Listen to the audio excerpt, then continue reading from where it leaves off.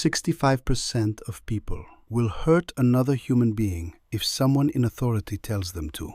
That is not my claim. That is what Professor Stanley Milgram proved at Yale University in 1961. I had the privilege of meeting the other 35% in a hospital room. A retired, decorated general, alone, no visitors for a week. On the chair beside his bed was a military uniform. Stars, medals, ribbons from wars most people only read about in textbooks. What happened in that room answers a question humanity has failed to answer for 3,000 years. There is a sentence written 3,000 years ago, so short it takes 4 seconds to read, and so demanding it has never been fully kept. Love your neighbor as yourself. The greatest legal minds in history called it the foundational principle of human ethics. Across centuries and civilizations, it has stood at the center of moral thought. The United Nations tried to encode it in international law, and still, people lie alone in hospital rooms for a week, waiting. Why? What is wrong with us? In 1961, Professor Milgram brought ordinary people into a lab and placed them in front of a machine with switches ranging from 15 volts to 450. The highest level was marked simply XXX. In the next room, a voice screamed, begged, went silent. 65% continued, not because they were cruel, but because someone in a white coat said, "Please continue." The most dangerous people in that experiment were not the ones who felt nothing. They were the ones who felt uncomfortable and continued anyway. 3,000 years before Milgram, an ancient text already had a name for this. Do not stand idly by the blood of your neighbor. You did not cause the harm. You are not holding the weapon. You are simply not walking through the door. And yet, that too is a violation.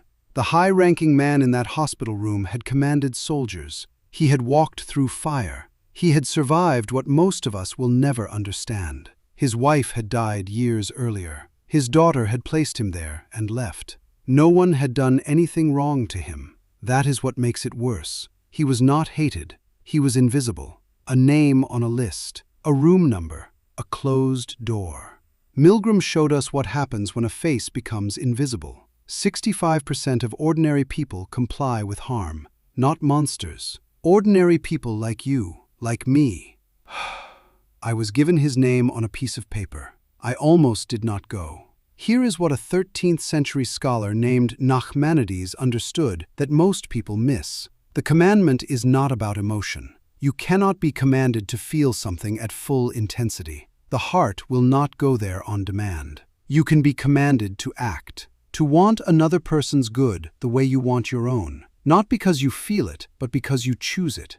Professor Robert Cialdini, one of the world's leading researchers on human behavior, spent decades confirming what Nachmanides knew in the 13th century. The action comes before the feeling. You do not wait to feel generous before acting generously. The door changes you, not the other way around. Martin Luther King Jr. lived this with his own body. Maintaining moral concern for those who opposed him was not idealism. It was, in his words, the only way to remain fully human. Lord Jonathan Sacks, the late chief rabbi of England and one of the great moral philosophers of our time, understood the final step. You do not need the other person to become like you before you care. You do not need to understand. You do not need to agree. You need to walk through the door.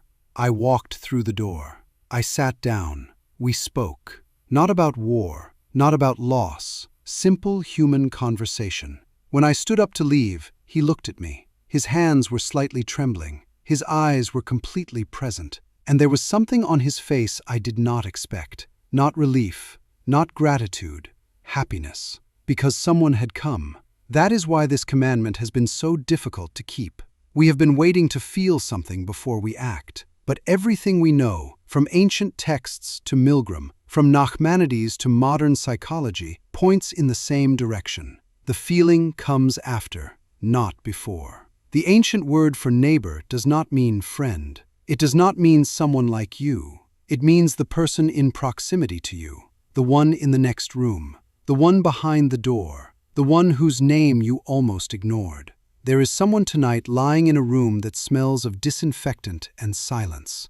No visitors, waiting. History does not remember the people who agreed. It remembers the ones who walked through the door. Love your neighbor as yourself. Not when it is easy. Not when they are like you. Not when you feel it. Walk through the door.